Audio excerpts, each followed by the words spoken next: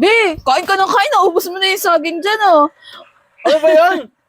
Bumili ka nga ng ano natin pang ulam, tanghalian. Ano pang ulam? Sinigang, di ba may hipon dyan sa freezer? Oh. Ay, masarap nga yung sinigang. Sinigang na lang natin. Anong kulay? Kengkong. Kengkong! Hindi ko alam. Ano ba? Di ba kangkong lang naman yung ano doon? Ano na, pamili. Sa'yo na. Ito naman, hingi pa sa akin eh. Wow, galing ha. Utos na. Tapos akin pa yung pambili. Ayos ka rin talaga mag-utos eh. Aba, kaya naman ka talaga. Lagi kang ganyan. Pilit sa mga. Sa'yo na nga muna. Hirap mo mag-utos. Utang. Utang. Kaya naman ka. Tingnan mo ah. Oh, ito na pala. Sabing kangkong. Ano to, talbos ng kamote. Talaga naman, utusan.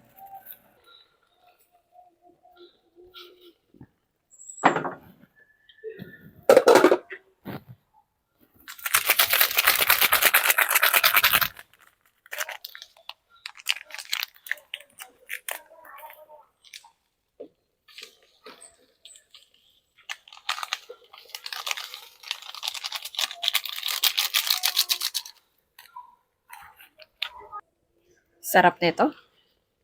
Paborito pa. Hipo na sinigang. Mapaparami na naman ang kain ito.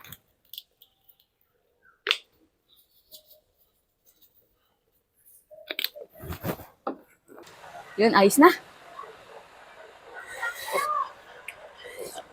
Ha! Perfect! Sarap! B! B! Ba yun? Pumarito ka muna, dali! Ha? Bilisan mo! Ano ba yun? Nagmamadali na naman.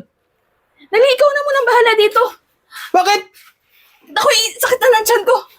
Ilalagay mo na lang yan. Okay na yan, ha? Tikman ko nga.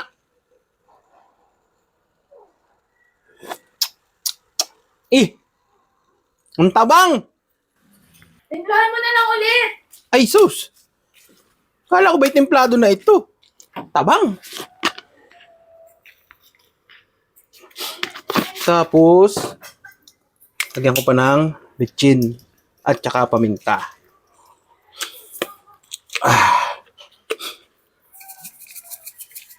Yun. Yan.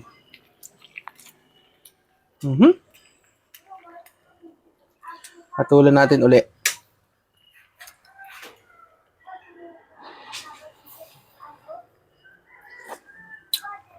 Yun! Sakto! Ay, teka lang pala. Sakto na yung lasa nito eh. Pero titikman natin pag may kasamang kanin kung sakto pa ang lasa. Wait lang. Tingnan natin dito kung perfect na pag may kanin.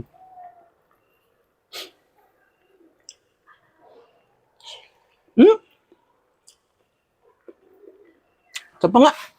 Parang matabang. Tignan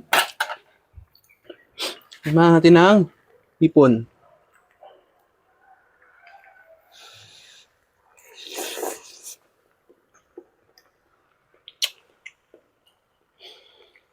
Matabang pa nga. Hindi ko maalasahan na. Manukis pa nga. Pag may gulay.